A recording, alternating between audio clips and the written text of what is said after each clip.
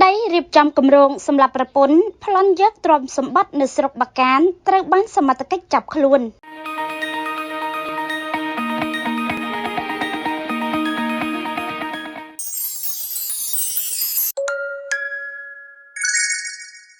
ករណីអំពើឃាតកម្មបង្កឡើងដោយបុរសជាប្តីបានរៀបចំគម្រោងសម្រាប់ប្រពន្ធដើម្បីប្លន់យកទ្រព្យសម្បត្តិនៅស្រុកបាកានត្រូវបានកម្លាំងសមត្ថកិច្ចនគរបាលខេត្តពោធិ៍សាត់ចាប់ខ្លួនកសាងសំណុំរឿងបញ្ជូនទៅកាន់តុលាការដើម្បីចាត់ការតាមនីតិវិធីនៅថ្ងៃទី20ខែឧសភាឆ្នាំ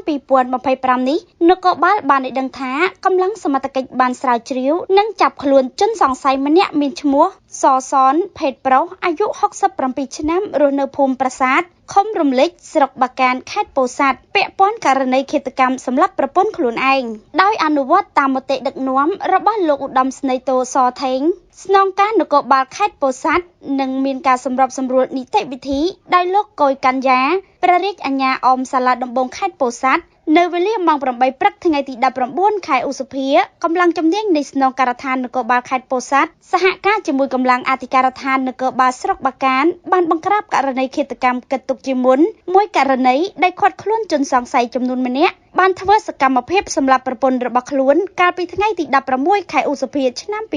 2025នៅចំណុចស្រះទឹកទួលប្រណាំងសេះស្ថិតនៅក្នុងភូមិកំពង់ក្តីឃុំរំលេចស្រុកបាកានខេត្តពោធិ៍សាត់ក្រោយការឃាត់ខ្លួនសមត្ថកិច្ចដកហូតវត្ថុតាងរួមមានខ្សែកលោហៈធាតុពណ៌លឿងចំនួន6ខ្សែខ្សែដៃលោហៈធាតុពណ៌លឿងចំនួន4ខ្សែបន្តោងខ្សែកលោហៈធាតុពណ៌លឿងចំនួន8បន្តោងចិញ្ចៀនលោហៈធាតុពណ៌លឿងចំនួន4វងក្រវិលលោហៈធាតុចំនួន4គូទម្ងន់លោហៈធាតុពណ៌លឿងសរុបចំនួន 323.50 ក្រាមថ្លឹងចិញ្ចៀនសម្រាប់ថ្លឹងគ្រឿងញៀនលុយដុល្លារចំនួន